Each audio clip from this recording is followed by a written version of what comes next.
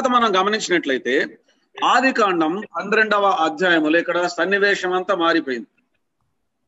ఆదికాండం 12వ అధ్యాయంలోనికి రాగానే దేవుడు అబ్రహాం అనే ఒక వ్యక్తిని తన కొరకు పిలుచుకున్నాడు. అబ్రహామునకు వాగ్దానం చేశాడు. వాగ్దానం 12వ అధ్యాయం మనం గమనించినట్లయితే 1, 2, 3 వచనాల్లో దేవుడు అబ్రహామునకు 7 వాగ్దానాలు చేశాడు. అక్కడ 7 వాగ్దానాలు మనం చూడగలం. అది 2, 3 వచనాల్లో మనం చూడగలం. ఆదికాండం 12వ అధ్యాయం 2వ వచనం 3వ వచనం 7 వాగ్దానాలు. కనుక అబ్రహాం యొక్క కాలము నుండి ఉన్నటువంటి ఆ యొక్క యుగము వాగ్దాన యుగముగా మనం చూడగలం. వాగ్దానము చేయబడినటువంటి యుగం. అబ్రహామునకు దేవుడు వాగ్దానము చేశాడు.